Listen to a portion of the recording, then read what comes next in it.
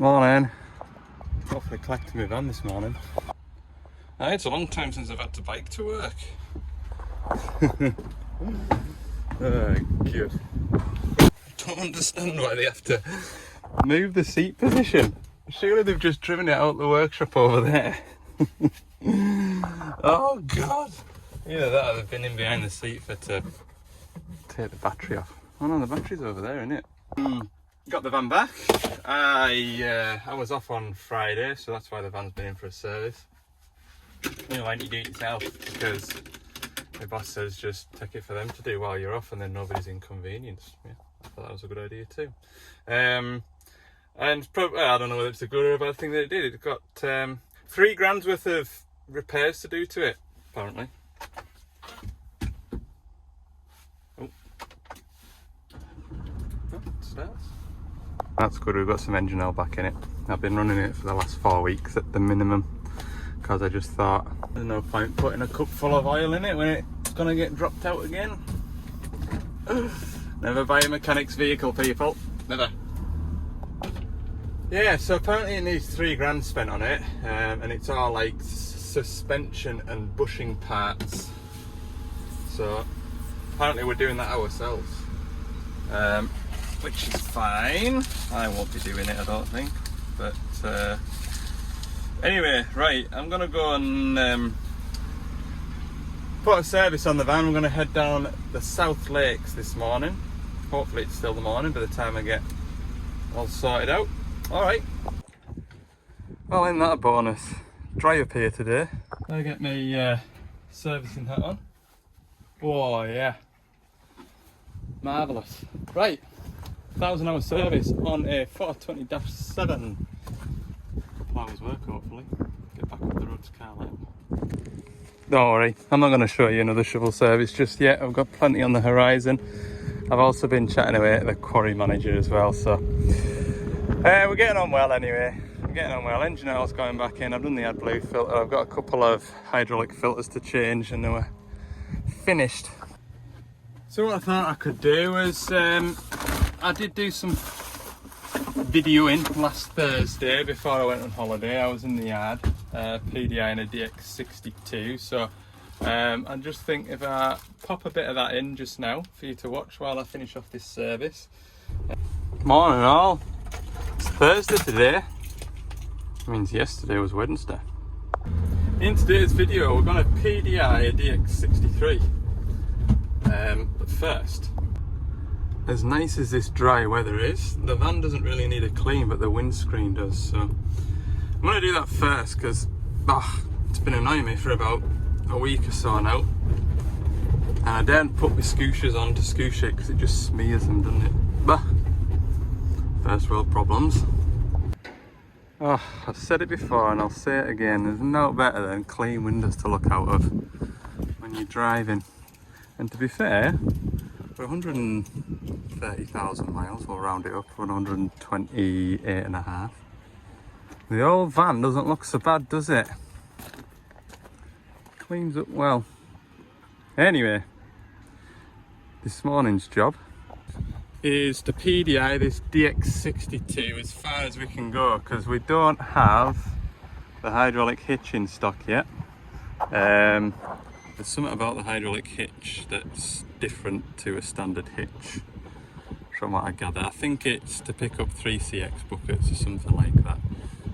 So they come sort of special order, if you will, and they take a bit longer to come. Anyway, we're going to get on as far as we can with this morning, which is basic PDI and a green beacon. So I've got this top cover off.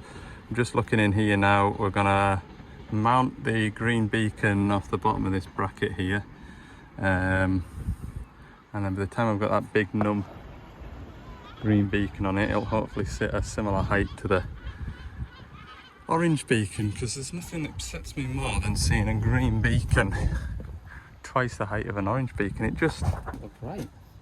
While I've been in the office doing some paperwork and going through my warranty pictures, I realised that I've promised a fella I'd go and see his digger today.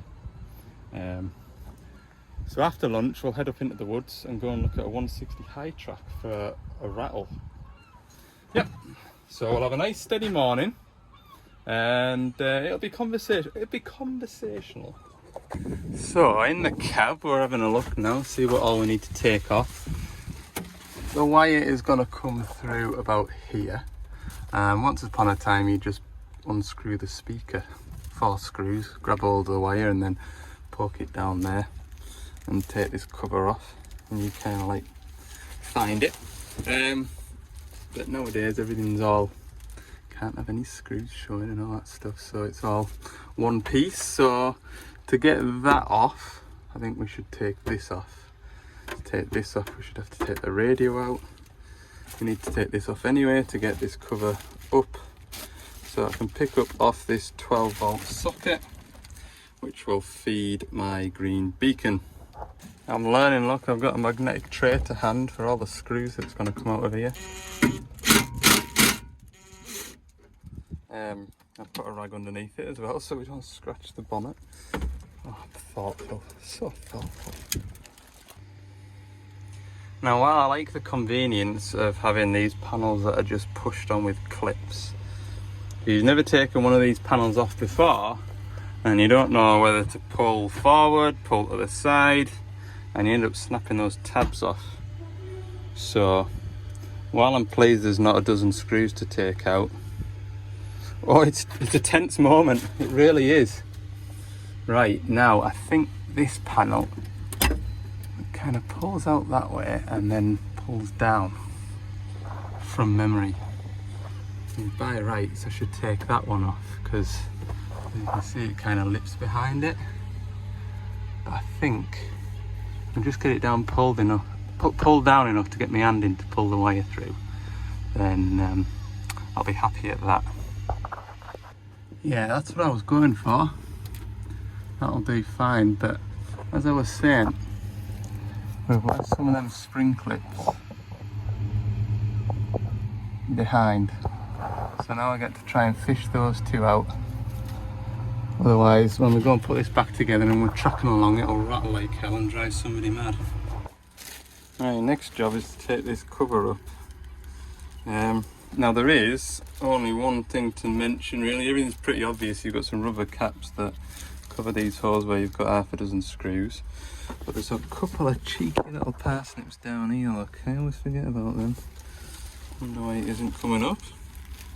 I'll take the armrest off and then feed the rubber gator up.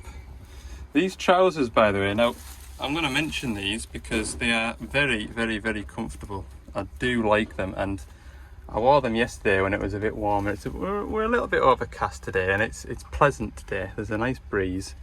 But I ran out of work shorts, or shorts that are appropriate to wear for work. I don't mind getting a bit oily and clarty. So I put these on yesterday because they're a real lightweight material, similar to this fell walking top that I've burnt holes in from welding. And they really, really are comfortable, like super comfortable, super lightweight. And yesterday I was concerned I was going to be too hot in these. Oh, they're tremendous. They're as good as wearing a pair of shorts. The only reason I haven't worn them as much is because I'm not really a jogging bottoms fan. I don't really wear jogging bottoms at home, and yeah, didn't know how I would feel about having the bottom of the leg elasticated like that. But they're good, they are good. So I'm not paid to say this, but these are Pulsar work trousers, and they sent me them at the beginning of spring, asking me to have a go with them and let me know what I think about them. And I've told them, I says, yeah, do you know something, you've changed my mind. I wasn't sure I was going to like them, but I do. Anyway, get these screws out of here.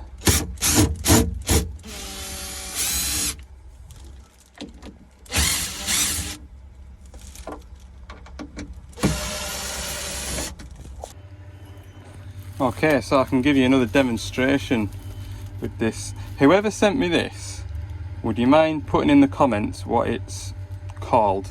Because after showing it the other day on that load and shovel video, I've had quite a few people asking me what it's called so they can get hold of one, and I've looked myself and I can't seem to find one.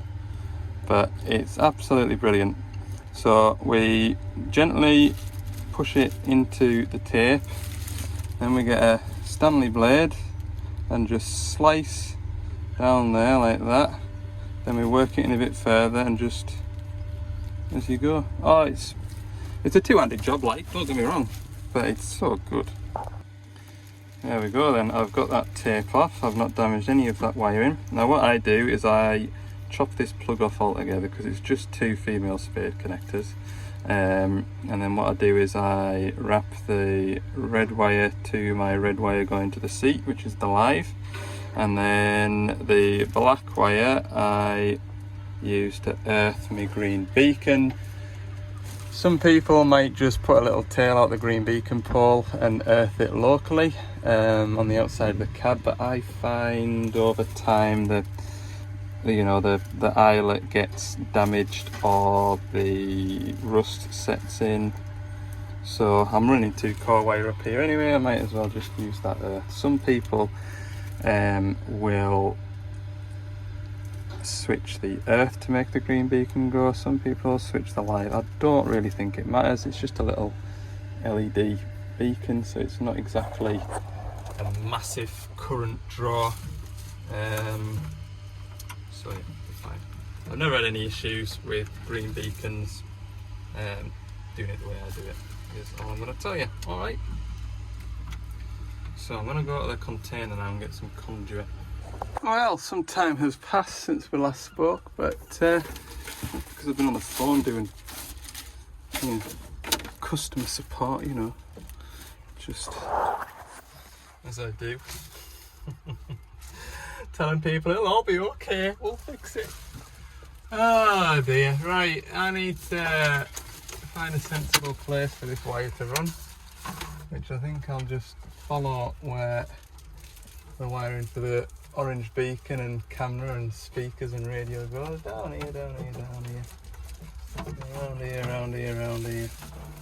And I've got plenty. Good, okay, I'll go and find some cabley ties and get this bit of cab put back together because I'm just frightened I'm going to put a great big crack down there.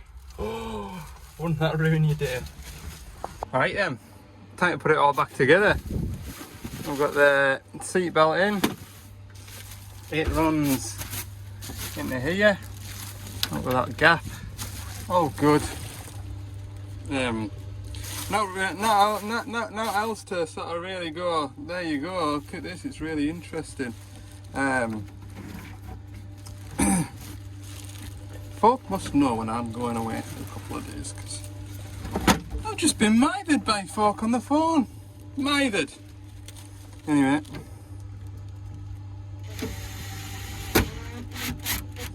It's not even really with jobs that are to do either, it's just wanting a bit of advice.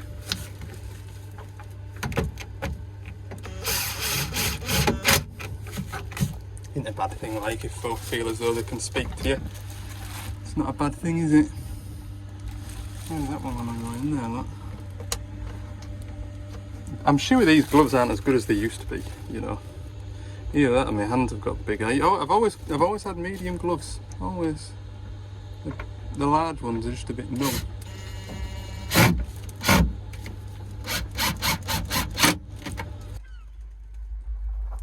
Magical, isn't it? I've put it back together. Oh, right. Empty the cab out of all my stuff. The next job is to waz that hole out there to 10mm. Ow. Done. So that'll fit on the work light bracket now. Come on, there we go. Oh people, this might be the best install I've done all week. Look at that. Well, we better see if it works. I really appreciate you lot investing all the time in sticking around to check whether or not I've got the green beacon working. The mind boggles. Beacon. As good as you're gonna get it, like. Ignition on. Oi. Yes! Good, right. 12:15, I'm gonna go and get some lunch and I'll see you up in the woods for a rattly digger.